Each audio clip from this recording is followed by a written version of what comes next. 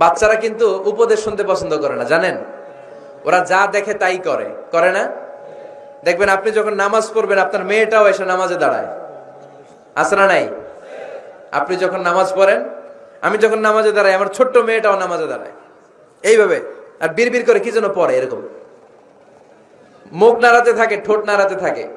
ও ভালো করে কথাও বলতে পারে না, কিন্তু বিড়বিড় করে, কারণ ও আমাকে দেখে আমি বিড়বিড় করে কি যেন পড়ি। ওর মাকে দেখে এইভাবে দাঁড়ালে বিড়বিড় করে কি যেন পড়ে।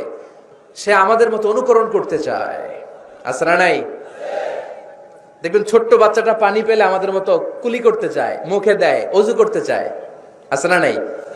They try to copy us, they imitate us, they don't like to listen to our advices anymore. তারা আমাদের উপদেশ শুনতে চায় না, তারা আমরা যা করি তাই করতে চায়। এজন্য খবরদার, আপনি ভালো মা বাবা হন, তাহলে আপনার ছেলে মেয়েগুলো ভালো ছেলে মেয়ে হবে। আদর্শ ছেলে মেয়ে পেতে হলে আমাদেরকে হতে হবে আদর্শ মা বাবা। একমত না দ্বিমত? আওয়াজ করে বলতে হবে, একমত না দ্বিমত? খেয়াল রাখবেন, একটা ছেলের চোখে, একটা ছোট্ট ছেলের চোখে তার জীবনের প্রথম নায়ক তার বাবা।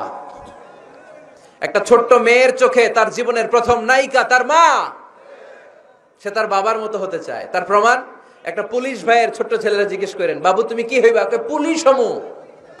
কি বলে? ইমাম সাহেবের ছেলেরা জিজ্ঞেস করেন, বাবা তুমি কি হতে চাও? কয় ইমাম হইতে চাই। কারণ ওর বাবারে দেখছে ও ইমাম। পুলিশের ছেলে তার বাবারে দেখে যে প্রতিদিন পুলিশের ইউনিফর্ম পরে বের হয়, তো সে ভাবে আব্বু পুলিশ হয়েছে, আমিও পুলিশ হবো। একটা ছেলের চোখে তার জীবনের প্রথম নায়ক তার বাবা, একটা ছোট্ট মেয়ের চোখে তার প্রথম নায়িকা তার মা। তার মাকে সে ফলো করে, অনুসরণ করে। এজন্য বাবা মা ভালো তো ছেলে মেয়ে ভালো।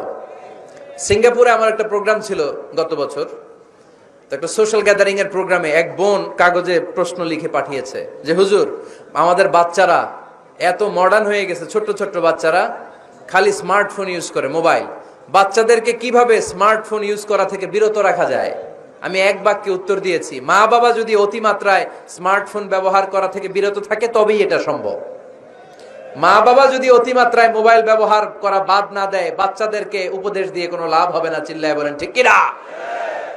কারণ বাচ্চারা দেখে বাবা ঘরে আসলে ফেসবুকিং করতেছে, মা ঘরে আসলে ইউটিউবে কি যেন দেখে। বাবার হাতেও স্মার্টফোন, মায়ের হাতেও স্মার্টফোন, খালার হাতেও স্মার্টফোন, সবাই মাথা নিচু করে মোবাইলে কি যেন করে। ওরও আকাঙ্ক্ষা জাগে আমিও এরকম করব, ঠিক কিনা? ও যদি দেখতো বাবার হাতে একটা বই, মায়ের হাতে একটা বই, খালার হাতে একটা বই, সেও ঘরের মধ্যে বই কোথায় আছে বই খুঁজতে আরম্ভ করতো। কথা বলেন? এজন্য বাবা মাকে আগে মডেল হতে হবে, আল কুদওয়া আল হাসানা। উত্তম ছেলে মেয়ে যদি কেউ পেতে চান, আদর্শ ছেলে মেয়ে পেতে চাইলে আগে আদর্শ মা বাবা নিজের হতে হবে। তাইলে আদর্শ ছেলে মেয়ে দান করবে কে? 9 নাম্বার, ছেলে মেয়েদের সাথে সময় কাটান। Spending time is more important than spending money for the children.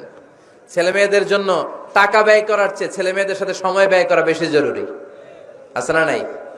অনেক ফ্যামিলি, এত ব্যস্ত ফ্যামিলি, বাবাও চাকরি করে, মাও চাকরি করে। ছেলেমেয়েরা যখন ঘুমায় থাকে তখন বাবা মা অফিসে চলে যায়, তখন ছেলেমেয়েরা ঘুমায়। আবার রাতে মিটিং ফিটিং শেষ করে যখন ফিরে তখনও ছেলেমেয়েরা ঘুমায়।